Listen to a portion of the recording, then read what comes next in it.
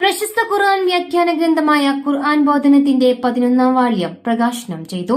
നിങ്ങളുടെ ഫിൽറ്റർ ഏതുമാകട്ടെ, മികച്ച ടെക്നീഷ്യന്മാരുടെ ഉത്തരവാദിത്തത്തോടെ ജിഗാർഡ് സർവീസ് ചെയ്തു കൊടുക്കുന്നു. ഫോൺ നമ്പർ 759294009645197440, അലങ്കാന സമീപം സിവി റോഡ്, പൊന്നാനി. പ്രശസ്ത ഖുർആൻ വ്യാഖ്യാന ഗ്രന്ഥമായ ഖുർആൻ ബോധനത്തിന്റെ 11ാം വാള്യം പ്രകാശനം ചെയ്തു.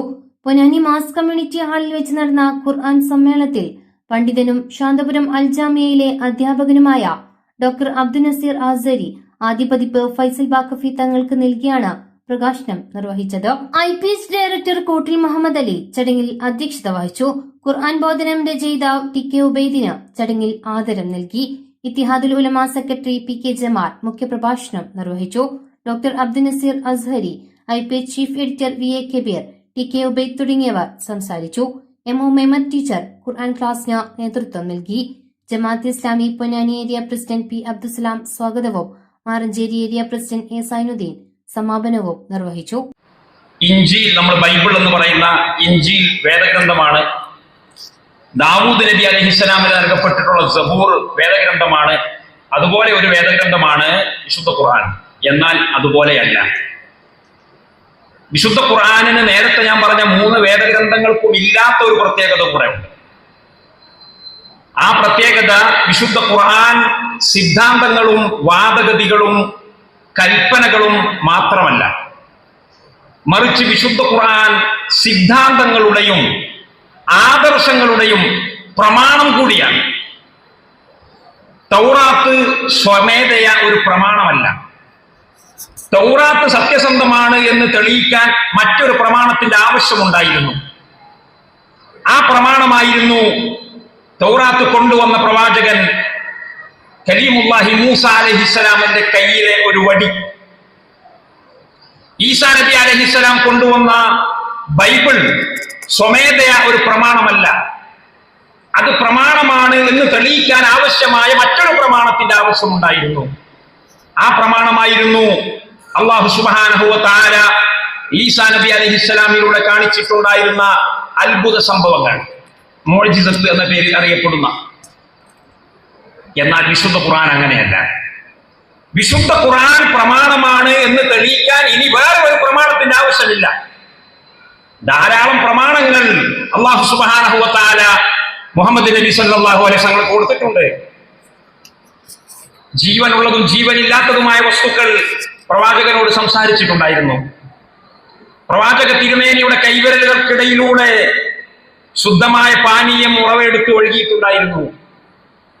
പണ്ഡിതന്മാർ പറയുന്നു, 1000-ലധികം അത്ഭുത സംഭവങ്ങൾ, ആ പുതിയ ഭാഷയിൽ പറഞ്ഞാൽ മുഅ്ജിസത്തുകൾ അള്ളാഹുവിന്റെ റസൂലിന് അള്ളാഹു നൽകിയിട്ടുണ്ട്. പക്ഷേ വിശുദ്ധ ഖുർആൻ പ്രമാണമാണ് എന്ന് സ്ഥിരീകരിക്കാൻ, വിശുദ്ധ ഖുർആൻ ലോകത്തുള്ള മുഴുവനും മനുഷ്യരും അംഗീകരിക്കാൻ ബാധ്യസ്ഥരാണ് എന്ന് തെളിയിക്കാൻ ആവശ്യമായിട്ടുള്ള പ്രമാണങ്ങളായിരുന്നില്ല അതൊന്നും. അതെല്ലാം എക്സ്ട്രാ പ്രമാണങ്ങളായിരുന്നു. 2ാം ഘട്ടത്തിലേക്ക് കൊണ്ടുവരേണ്ട പ്രമാണങ്ങളായിരുന്നു. എന്നാൽ സ്വമേധയാ ഞാൻ സത്യസന്ധനാണ്, സ്വമേധയാ ഞാൻ പ്രപഞ്ചനാഥന്റെ മൊഴികളാണ്, വാചകങ്ങളാണ് എന്ന് സ്വമേധയാ തെളിയിക്കുക എന്നതാണ് വിശുദ്ധ ഖുർആനിന്റെ പ്രത്യേകത. മറ്റൊരു തെളിവിലേക്കും ആവശ്യമില്ല. അല്ലാഹുവിന്റെ റസൂൽ സല്ലല്ലാഹു അലൈഹി വസല്ലം തങ്ങൾ പറഞ്ഞ ഒരു ഹദീസ് അബൂ ഹുറൈറ റളിയല്ലാഹു അൻഹുവിൽ നിന്ന് ബുഖാരി മുസ്ലിമും ഉദ്ധരിക്കുന്നതായി കാണാം. മാ മിനൽ അംബിയാഇ നബിയ്യുൻ ഇല്ലാ വഊതിയ മാ മിസ്ലുഹു ആമന അലൈഹിൽ ബശർ വഇന്നമല്ലദീ ഊതീതുഹു വഇന്നമല്ലദീ കാന വഇന്നമാ കാന അല്ലദീ ഊതീതുഹു വഹിയൻ ഔഹാഹു അല്ലാഹു ഇലയ്യ ഫഅർജു അൻ അകൂന അക്സറഹും താബിഅൻ യൗമൽ ഖിയാമ. നബി സല്ലല്ലാഹു അലൈഹി വസല്ലം പറയാണ്, ഓരോ പ്രവാചകനും സംബോധിത സമൂഹത്തിന് ബോധ്യപ്പെടുത്തി കൊടുക്കുവാൻ ഉപകരിക്കുമാറ് വിധത്തിൽ ഒരു പ്രമാണം നൽകിയിട്ടുണ്ടാകും. ഏത് പ്രവാചകനും ഒരു മുഅ്ജിസത്ത്, ചുരുങ്ങിയത് ഒരു മുഅ്ജിസത്ത് ഉണ്ടായിരിക്കുന്ന നിർബന്ധമാണ്. അല്ലെങ്കിൽ കണ്ടവനും കേട്ടവനൊക്കെ കയറി വന്നിട്ട് ഞാനും നബിയാന്ന് പറഞ്ഞൂടെ? ഏത് പ്രവാചകനെ അള്ളാഹു അയച്ചിട്ടുണ്ടോ അവർക്കൊക്കെയും ചുരുങ്ങിയത് ഒരു ആയത്ത് നൽകിയിട്ടുണ്ട്. ആയത്ത് എന്ന് പറഞ്ഞാൽ ജനങ്ങൾക്ക് ബോധ്യം വരാൻ ആവശ്യമായിട്ടുള്ള പ്രൂഫ്, പ്രമാണം, തെളിവ്, ദൃഷ്ടാന്തം എന്നൊക്കെ പല അർത്ഥത്തിൽ പറയും. ഈ പദപ്രയോഗങ്ങൾക്കൊക്കെയും പരിമിതികളുണ്ട്. വിശുദ്ധ ഖുർആൻ പ്രയോഗിച്ചിട്ടുള്ള ആയത്ത്, ബുർഹാൻ, ഹുജ്ജത്ത്, ദലീൽ തുടങ്ങിയിട്ടുള്ള ഖുർആനിക പദങ്ങളല്ലാത്ത പദങ്ങൾക്ക് മുഴുവനും പരിമിതികളുണ്ട് എന്ന് ഇടയ്ക്ക് ഞാൻ സൂചിപ്പിക്കുകയാണ്. നമ്മൾ പലപ്പോഴും മോജിസത്ത് എന്നൊക്കെ പറഞ്ഞിട്ട് നോർമലൈസ് ചെയ്തിട്ട് പോകും. അതിലൊക്കെ ഒരുപാട് പരിമിതികളുണ്ട്. അതൊന്നും ഉള്ളിലേക്ക് ഇറങ്ങിച്ചെന്ന് സംസാരിക്കാൻ പറ്റിയൊരു വേദി അല്ലാത്തതുകൊണ്ട് ഞാൻ പറയുന്നില്ല. എല്ലാ പ്രവാചകന്മാർക്കും നൽകിയിട്ടുണ്ട്.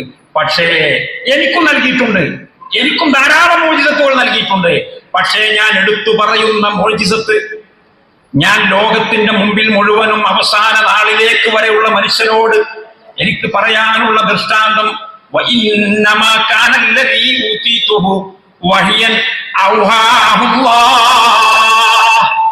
എനിക്ക് അള്ളാഹു നൽകിയിട്ടുള്ള എന്റെ ദൃഷ്ടാന്തം, എന്റെ പ്രമാണം, അത് വടിയല്ല, അത് കുരുടനെ സുഖപ്പെടുത്തലല്ല, അത് കൈവിരലുകൾക്കിടയിലൂടെ വെള്ളം കൊണ്ടുവരലല്ല, പിന്നെ കാന വഹിയൻ അള്ളാഹു എനിക്ക് നൽകിയിട്ടുള്ള ദിവ്യ സന്ദേശം തന്നെയാണ് എന്റെ ദൃഷ്ടാന്തം. അപ്പൊ വിശുദ്ധ ഇസ്ലാമിന്റെ പ്രമാണം, വാദം രണ്ടും ഒന്നാണ്. വാദം ഒന്നും ദൃഷ്ടാന്തം അല്ലെങ്കിൽ പ്രമാണം വേറെ ഒന്നുമല്ല. നമ്മെ സംബന്ധിച്ചിടത്തോളം വാദവും പ്രമാണവും ഒന്നായിരിക്കുക എന്ന പ്രത്യേകത ലോക ജനസഞ്ചയത്തിൽ മുഹമ്മദ് നബി സല്ലല്ലാഹു അലൈഹി വസല്ലം തങ്ങളുടെ അനുയായികൾക്ക് മാത്രം നൽകപ്പെട്ടിട്ടുള്ള പ്രത്യേകതയാണ്. ആ പ്രത്യേകതയുടെ അനന്തരഫലം എന്താണ്?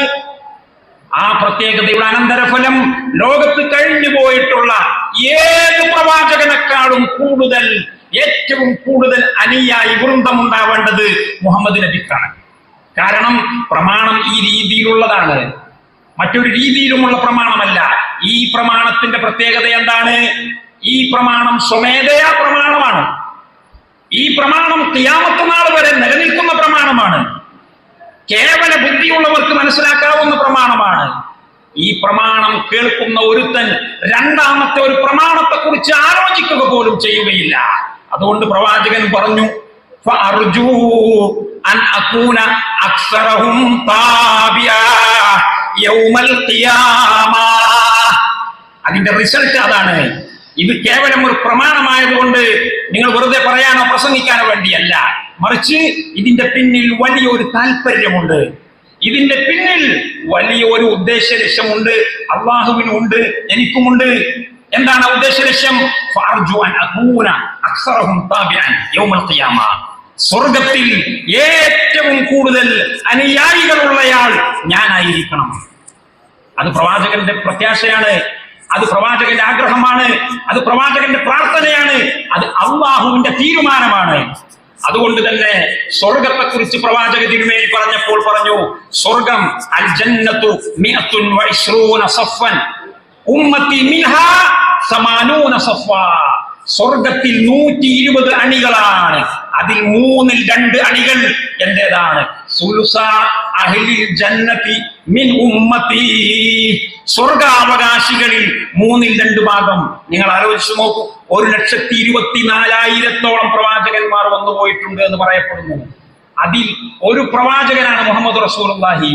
1,24,000 എല്ലാവരെയും മാറ്റി നിർത്തിയിട്ട് മുഹമ്മദ് നബിയെ മാറ്റി നിർത്തിയാൽ മുഹമ്മദ് നബിയുടെ അനുയായികൾ മാത്രം സ്വർഗത്തിലെ 2 ഭാഗമാണ്. അതിന്റെ കാരണം മറ്റൊന്നുമല്ല, ഇസ്ലാമിന്റെ പ്രമാണം അത് വിശുദ്ധ ഖുർആനാണ്. ഇസ്ലാമിന്റെ വാദം മാത്രമല്ല, ഇസ്ലാമിന്റെ പ്രമാണവും കൂടിയാണ്. അത് തെളിയിക്കാൻ ഇനി വേറെ പ്രമാണത്തിന്റെ ആവശ്യമില്ല. അത് തെളിയിക്കാൻ ഇനി വേറെ വാദപ്രതിവാദം നടത്തേണ്ട ആവശ്യമില്ല. ഡയലോഗുകളുടെ ആവശ്യമില്ല. ഖുർആൻ പാരായണം കേൾക്കലോടുകൂടി തന്നെ ഇത് ഒരു സാധാരണ മനുഷ്യന്റെ സംസാരമല്ല, ഇത് മുഹമ്മദിന്റെ സംസാരം അല്ല. മുഹമ്മദ് എത്ര കാലമായി നമ്മളോട് സംസാരിക്കുന്നു? 40 കൊല്ലമായി മുഹമ്മദിന്റെ സംസാരം നമ്മൾ കേൾക്കുന്നുണ്ട്. പക്ഷെ ഇന്നു മുതൽ മുഹമ്മദ് സംസാരിച്ചു തുടങ്ങിയിട്ടുള്ളത് മുഹമ്മദിന്റെ സംസാരമല്ല, അത് വേറെ തന്നെ ഒരു സംസാരമാണ്. ഇത് അവർക്കൊക്കെ തിരിഞ്ഞു. അതുകൊണ്ടാണ് 1-ാമത്തെ ദിവസം സഫാ കുന്നിന്റെ മുകളിൽ കൊണ്ടുപോയിട്ട് പ്രവാചകൻ കുടുംബക്കാരോട് പറഞ്ഞു, ലൗ അഖ്ബർതുകും ബിഅന്ന ഖൈലൻ മിൻ വറാഇ ഹാദൽ വാദി തുരീദ് അൻ തുഗീറ അലൈക്കും അകുൻതും മുസദ്ദിഖിയ. പ്രവാചകൻ ഇഖ്റ ബിസ്മി റബ്ബിക്കല്ലദീ ഖലഖ് എന്ന് പറയുന്ന 5 സൂക്തങ്ങൾ ഇറങ്ങിയതിന്റെ പശ്ചാത്തലത്തിൽ പരിശുദ്ധ ഖുർആൻ അവതരണത്തിന്റെ തുടക്കകാലത്ത് അവരെ വിളിച്ചുകൂട്ടി ചോദിക്കാണ്, ഈ പർവ്വത നിരകളുടെ പിന്നാമ്പുറത്തുകൂടെ ഒരു കുതിരപ്പടയാളി സംഘം നിങ്ങളെ കടന്നാക്രമിക്കാൻ വരുന്നുണ്ട് എന്ന് ഞാൻ നിങ്ങളോട് പറഞ്ഞാൽ നിങ്ങൾ വിശ്വസിക്കുമോ? അവര് എവിടെ തെളിവ്? എന്താ തെളിവ്? ചന്ദ്രനെ 2 പൊളിയാക്കണം, കൈവിരലിന്റെ ഉള്ളിൽ കൂടെ വെള്ളം വരണം. ഒരു തെളിവും ഒരാളും ചോദിച്ചിട്ടില്ല. അവര് ഏകകണ്ഠമായിട്ട് പറഞ്ഞു, നഅം മാ ജറബ്നാ അലൈക ഇല്ലാ സിദ്ഖാ. ഉറപ്പായിട്ടും വിശ്വസിക്കും. അവിടെ സൈനിക വ്യൂഹം വരുന്നുണ്ടോ ഇല്ലേ എന്ന് നോക്കാൻ വേണ്ടിയിട്ട് അപ്പുറത്ത് ഇപ്പുറത്തൊക്കെ ഒന്ന് പോയി നോക്കേണ്ട ആവശ്യം പോലും ഞങ്ങൾക്കില്ല. മുഹമ്മദാണോ പറഞ്ഞിട്ടുള്ളത് അത് ഞങ്ങൾ അംഗീകരിക്കും എന്ന് കൃത്യമായ മറുപടി കൊടുത്തതിന്റെ ശേഷം മാത്രമാണ് മുഹമ്മദ് റസൂലുള്ളാഹി 2ാമത്തെ സ്റ്റെപ്പിലേക്ക് കാലെടുത്തു വെച്ചത്. വഇന്നി നദീറുൻ ലക്കും ബൈന യദൈ അദാബിൻ ശദീദ്. അതാണ് ദാവത്ത്. എനിക്ക് നിങ്ങളോട് പറയാനുള്ളത് കുതിരപ്പടയാളികൾ വരുന്നുണ്ടോ ഇല്ല എന്നുള്ള കാര്യം പറയാനല്ല ഞാൻ വന്നത്. ഞാൻ വന്നിട്ടുള്ളത് നിങ്ങളെ കണ്ണിന്റെ മുമ്പാകെ നിൽക്കുന്ന നരകത്തെ കുറിച്ച് താക്കീത് പറയാനാണ്. അത് പറഞ്ഞപ്പോഴാണ് ഓരോരുത്തർ നേർച്ചപ്പെട്ടിയെ കുറിച്ച് ആലോചിച്ചത്. എന്റെ നേർച്ചപ്പെട്ടിയിൽ എത്ര പൈസ ഉണ്ട്? ഓരോരുത്തർ ജാറത്തെ കുറിച്ച് ആലോചിച്ചത്. നമ്മളെ ജാറത്തിനൊക്കെ എത്ര വരുമാനം വരുന്നുണ്ട്? ഓരോരുത്തർ അവരവരുടെ രാഷ്ട്രീയ മേലാധികാരത്തെ കുറിച്ച് ചിന്തിച്ചത്.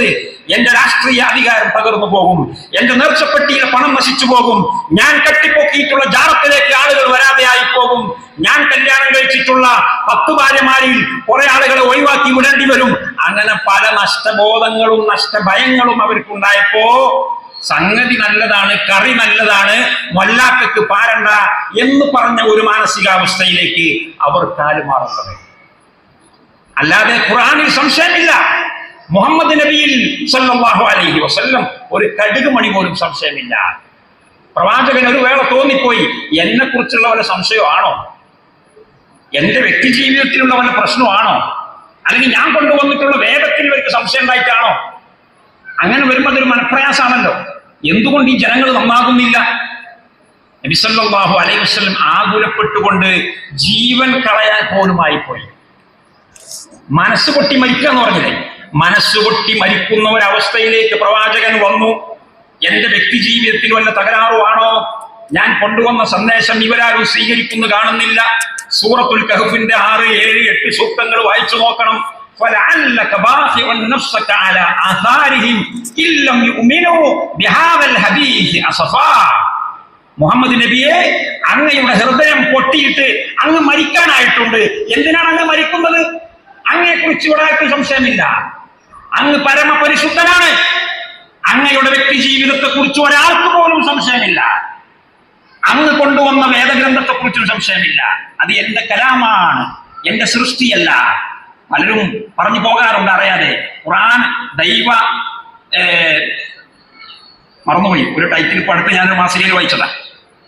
ഖുർആൻ ദൈവ സൃഷ്ടിയല്ല, ദൈവ നിർമ്മിതിയോ എന്ന് ചോദിച്ചിട്ട് അത് നമ്മുടെ കൂട്ടത്തിൽ തന്നെ പെട്ട ആളുകൾ പറഞ്ഞു പോകുന്നതാണ്. ഖുർആനെ കുറിച്ച് ദൈവ നിർമ്മിതി എന്ന് പറയാൻ പാടില്ല. കാരണം ഖുർആൻ അള്ളാഹു സൃഷ്ടിച്ച ഒരു സൃഷ്ടിയല്ല. ഖുർആൻ അള്ളാഹുവിന്റെ വാക്കുകളാണ്. ഞാൻ ഇൻഷാ അല്ലാഹ് സമയം ഉണ്ടെങ്കിൽ അങ്ങോട്ട് വരാം. അപ്പൊ ഇത് എന്റെ വചനങ്ങളാണ് എന്ന് എല്ലാവർക്കും അറിയാം. അതുകൊണ്ട് നിങ്ങൾ ബേജാറാവണ്ട. നിങ്ങളെ പ്രശ്നത്തിലോ എന്റെ പ്രശ്നത്തിലോ അല്ല ഈ നാട്ടുകാരുടെ പ്രശ്നം. ഈ നാട്ടുകാരുടെ പ്രശ്നം എന്താണെന്നറിയോ?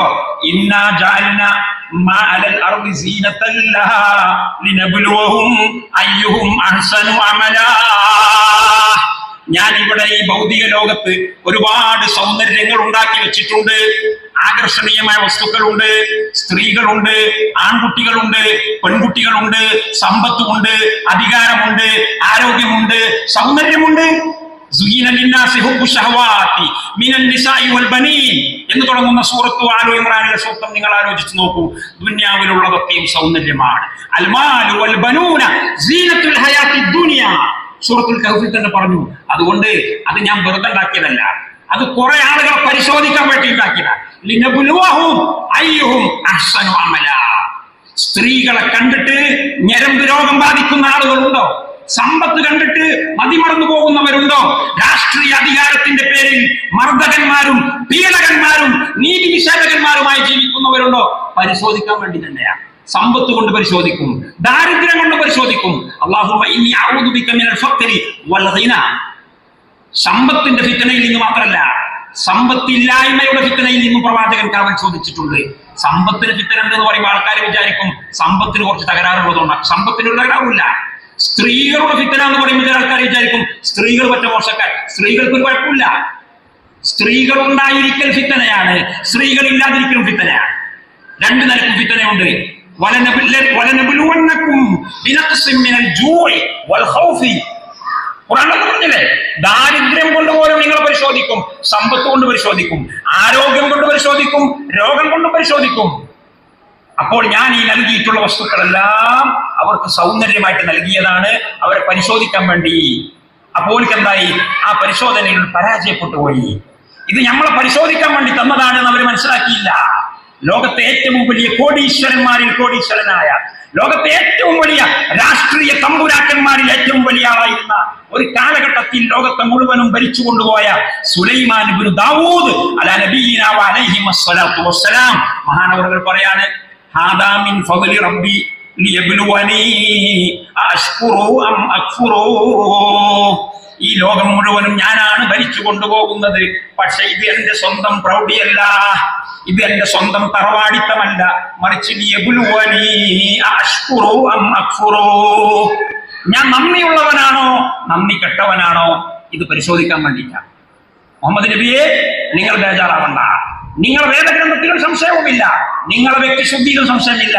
പക്ഷേ അവരെ കണ്ണിന്റെ മുമ്പിലുള്ള സമ്പത്തും അധികാരവും സ്ത്രീകളും കുട്ടികളും റബ്ബർ എസ്റ്റേറ്റ് കാരക്കത്തോട്ടങ്ങളും അവരെ ഭ്രമിപ്പിച്ചു കളഞ്ഞു. എന്നാൽ അങ്ങനെ ഭ്രമിക്കേണ്ടതുണ്ടോ? പരിശുദ്ധ ഖുർആനിലെ ഒരുപാട് സ്ഥലങ്ങളിൽ കാണാൻ കഴിയും. സൂറത്ത് ആലു ഇമ്രാനിന്റെ 16-ലും 116-ലും 8-ലും 116-ലും കാണാം, ഇന്നല്ലദീന കഫറു ലൻ തുഗ്നിയ അൻഹും അംവാലുഹും വലാ ഔലാദുഹും. അല്ലാഹുവിൽ നിന്ന് ഒരു നിലക്കും അവരുടെ സമ്പത്തുക്കളും അവരുടെ സന്താനങ്ങളും അവർക്ക് ഉപകാരപ്പെടുകയില്ല. ഒന്നാമത്തെ പ്രബോധിത സമൂഹത്തിലെ ഒന്നാമത്തെ കുറ്റവാളി, പരിശുദ്ധ ഖുർആൻ പേരെടുത്തു പറഞ്ഞിട്ടുള്ള ഒരേ ഒരു കുറ്റവാളി ഈ സമുദായത്തിലെ വിശുദ്ധ ഖുർആൻ പേരെടുത്തുകൊണ്ട് പറഞ്ഞ, അതും സ്വന്തം പേര് പറഞ്ഞിട്ടില്ല, ഓമന പേരാ പറഞ്ഞത്. സ്വന്തം പേര് വളരെ മോശപ്പെട്ട പേരാ, അബ്ദുൽ ഉസ്സ എന്നാണ്. വിഗ്രഹത്തിന്റെ അടിമ. വിഗ്രഹത്തിന് അടിമ ഉണ്ടാകാൻ പാടില്ല, വിഗ്രഹത്തിന് അടിമ ഉണ്ടാകാൻ പാടില്ല, ഒരു മൗനം സമ്മതം പോലും കൊടുക്കാൻ പാടില്ല എന്നുള്ളത് കൊണ്ട് തബ്ബത് യദാ അബീ ലഹബിൻ വ തബ്ബ്, ഓമനപ്പേരാ പറഞ്ഞത്. ആ ഓമനപ്പേര് എങ്ങനെയാ അദ്ദേഹത്തിന് കിട്ടിയത് അതൊന്നും നമ്മുടെ ചർച്ചയ്ക്ക് എടുക്കുന്നില്ല. അദ്ദേഹത്തെ കുറിച്ച് പറഞ്ഞപ്പോൾ അല്ലാഹു ഖുർആനിൽ എന്താ പറഞ്ഞത്? മാ അഗ്ന അൻഹു മാലുഹു വമാ കസബ്. സഫാ കുന്നിന്റെ മുകളിൽ ഒരുമിച്ച് കൂടിയിട്ടുണ്ടായിരുന്ന സംബോധിതരിൽ ഒരാളായിരുന്നു അബൂ ലഹബ്. അദ്ദേഹമാണ് പറഞ്ഞത്, തബ്ബൻ ലക യാ മുഹമ്മദ് അലിഹാദ ജമാഅതന എന്ന് പറഞ്ഞിട്ടുള്ള അബൂ ലഹബിന്റെ തകരാറ് മുഹമ്മദ് നബിയെ കുറിച്ചുള്ള സംശയമല്ല, വിശുദ്ധ ഖുർആനെ കുറിച്ചുള്ള സംശയമല്ല. പിന്നെ എന്താണ്? നേർച്ചപ്പെട്ടിയുടെ ഭണ്ഡാരപ്പെട്ടിയുടെ മുകളിലായിരുന്നു മൂപ്പര് അന്തി ഉറങ്ങിയിരുന്നത്. പരിശുദ്ധ കഅബാലയത്തിന്റെ നേർച്ചപ്പെട്ടി അബൂ ലഹബിന്റെ കയ്യിലായിരുന്നു. ഇത് കണ്ട പോലെ തോന്നിയ പോലെ അവനവന്റെ ഇഷ്ടം പ്രകാരം ചെലവഴിക്കാനും കട്ടുമുടിക്കാനും ഉള്ളതാണ് എന്ന മനോഭാവത്തിൽ ജീവിക്കുന്ന ഒരാളെ മുമ്പിൽ വന്നുകൊണ്ട് അള്ളാഹുവിന്റെ വേദങ്ങൾ ഓതിക്കൊടുത്താൽ അയാളെ തലമണ്ടയിലേക്ക് അത് കയറുകയില്ല. അതുകൊണ്ടാണ് അല്ലാഹു സുബ്ഹാനഹു വ തആല അബൂ ലഹബിനെ കുറിച്ച് പരാമർശിച്ചപ്പോൾ രണ്ടാമത് പറഞ്ഞു, മാ അഗ്ന അൻഹു മാലുഹു വമാ കസബ. അവന്റെ ഒരു സമ്പത്തും ഒരു കടുകുമണി പോലും ഉപകാരപ്പെടുകയില്ല. ദുനിയാവ് തന്നെ ഉപകാരപ്പെടില്ല, പരലോകത്ത് നിന്നല്ലേ. അതുകൊണ്ടാണ് സൂറത്തു അൽ കഹ്ഫിന്റെ 8 എന്ന് പറഞ്ഞു, വ ഇന്നാ ലജാഇലൂന മാ അലൈഹാ സഈദൻ ജുറുസാ. നിങ്ങൾ ഭ്രമിച്ചു പോകേണ്ടതില്ല. നിങ്ങൾ ഈ കാണുന്ന എല്ലാ സംഗതിയും ഉണ്ടല്ലോ, നിങ്ങൾ ഈ കാണുന്ന എല്ലാ സുഖ സൗകര്യങ്ങളും ഞാൻ നിമിഷ നേരം കൊണ്ട് തല്ലി തകർത്ത് തരിപ്പണമാക്കി ചാരമാക്കി മാറ്റും. ഞാൻ മലയാളത്തിൽ പറഞ്ഞില്ലേ തല്ലി തകർക്കുന്ന, അതന്നെ അറബിയിൽ സഈദ് ജുറുസ് പറഞ്ഞ സയ്യിദ് എന്ന് പറഞ്ഞ നിരപ്പാക്കുക, അടിച്ചു നിരപ്പാക്കുക എന്ന് മലയാളത്തിൽ പറയില്ലേ, അള്ളാഹ് അറബിയിൽ പറഞ്ഞു അടിച്ചു നിരപ്പാക്കി വെണ്ണീർ പൊടികളാക്കി മാറ്റിക്കളയും അവരുടെ സന്താനങ്ങൾ, അവരുടെ ഭാര്യമാർ, അവരുടെ ഭർത്താക്കന്മാർ, അവരുടെ ബിസിനസ് സാമ്രാജ്യങ്ങൾ. അതിന്റെ ഒന്നും പേരിൽ അവർക്ക് ഭ്രമം ഉണ്ടാവേണ്ടതില്ല. അതുകൊണ്ട് മുഹമ്മദ് നബിയെ കുറിച്ച് ഒരു സംശയവുമില്ല, വിശുദ്ധ വേദത്തെ കുറിച്ച് ഒരു സംശയവുമില്ല. വിശുദ്ധ വേദത്തിൽ മനുഷ്യന്റെ ബുദ്ധിക്ക് നിരക്കാത്ത ഒന്നുമില്ല. വിശുദ്ധ വേദത്തിൽ ശാസ്ത്രത്തിന് നിരക്കാത്ത ഒന്നുമില്ല. ഇപ്പൊ കുറെ ആൾക്കാർ വന്നിട്ടുണ്ട് വിശുദ്ധ വേദത്തെ വ്യാഖ്യാനിക്കാൻ വേണ്ടി. അവർ ദുർവ്യാഖ്യാനിക്കുകയാണ്, നമ്മുടെ ശരാശരി ബുദ്ധിയോട് യോജിക്കുന്നില്ല.